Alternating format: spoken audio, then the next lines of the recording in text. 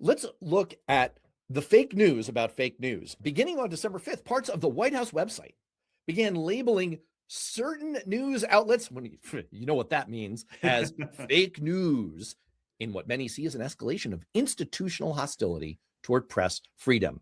I'm euphemizing there. This is an all-out attack on unbiased factual reporting in favor of OANN. What do you people call it? And other sycophantic kiss up fake news organizations on the right, the ones that were brought into the Pentagon when they drummed all of the regular reporters out of the room. Defend your boy. Look, the press needs to be held accountable. It is a two-way street. And as a Republican, it feels like often there's a lot of bias against us. But here's the thing. The White House's new fake news blacklist isn't criticism of state-sponsored intimidation. The First Amendment exists precisely to prevent government from punishing dissent and labeling disabled speech as subversive. Branding journalists and outlets as enemies or fake news is just a broader drift toward executive overreach. It's a MAGA McCarthyism, a witch hunt designed to silence dissent.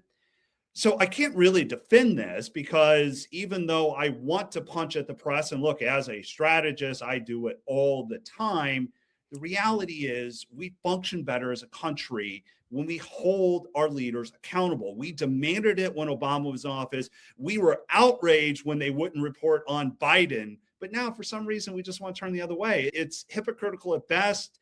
It's destructive, and we should do better.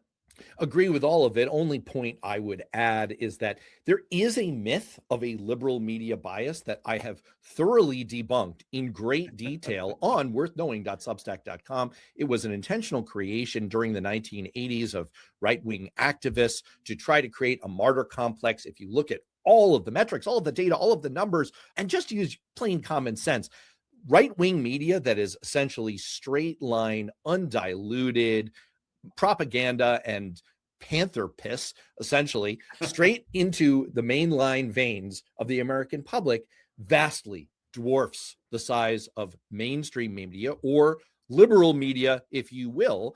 And so in terms of its impact, its reach, its financial heft, and the eyeballs and earballs of Americans that it poisons, right-wing media is a far, far bigger problem than the remaining mainstream media outlets that at least make an attempt at factual basis and even-handed reporting. But other than that, I have no.